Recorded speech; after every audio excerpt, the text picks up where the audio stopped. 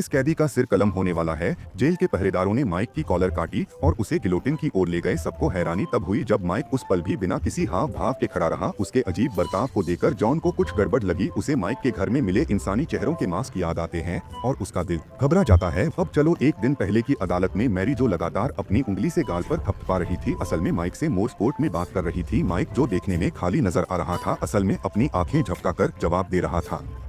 Mary एक pen निकालती है और संदेश लिखना शुरू करती है। जब दोनों की बातचीत खत्म होती है, जज माइक को मौत की सजा सुना देता है। भीड़ खुशी से झूम उठती है, लेकिन उसी वक्त मैरी के चेहरे पर एक संतोष भरी मुस्कान आ जाती है, क्योंकि वो पहले ही एक बड़ा भागने का प्लान बना चुके थे। मैरी माइक द्वारा दी गई जानकारी के अनुसार तीसरी गली में जाती है, तीसरी ईंट दबाती है और दीवार एक पत्थर का दरवाजा बनकर खुल जाती है। अंदर माइक की स्पोर्ट्स कार छिपी होती है। मैरी उसे 37 किलोमीटर दूर एक जगह ले जाती है, जहाँ पहाड़ में एक रास्ता खुलता है और माइक का गुप्त स्थान सामने आ जाता है। माइक द्वारा दिया गया कोड डालते ही एक जोड़ी खुलती है, जिसमें ढेर सारा पैसा और कुछ रहस्यमय दवाइयाँ रखी होती है। मेरी लाल और पीली दवा उठाती है और प्लान के मुताबिक शहर के मुख्य दफ्तर जाती है, जहां वो एक शानदार पोशाक पहनकर न्याय मंत्री से मिलती है, जो उस पर काफी फिदा है। मंत्री जो पहले से ही उसके मोह में डूबा है।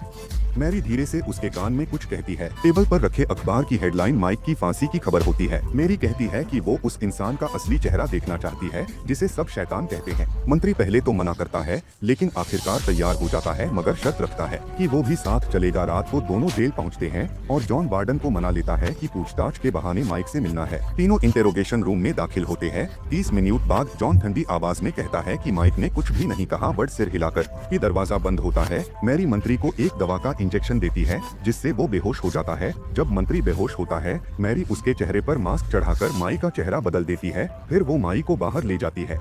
माइक मौका पाकर मंत्री के ऑफिस में घुसा है, जहाँ वो गबन किए पैसे की तलाश करता है। जैसे ही वो निकलने वाला होता है, मंत्री की सेक्रेटरी को इंस्पेक्टर का कॉल आता है, जिसमें बताया जाता है कि माइक ने मंत्री का रूप ले लिया है और उसे रोका जाए, लेकिन सेक्रेटरी उसे किसी ठगी की कॉल समझकर गुस्से में काट देती है। माइक जो सब सुन रहा था, जल्दी से वहाँ से भागता है, उस पुलिस वाले के सामने से निकलता है जो उसे पकड़ने आया था। फिर वो बाहर निकलकर मैरी की कार में बैठता है और दोनों वहाँ से निकल जाते हैं।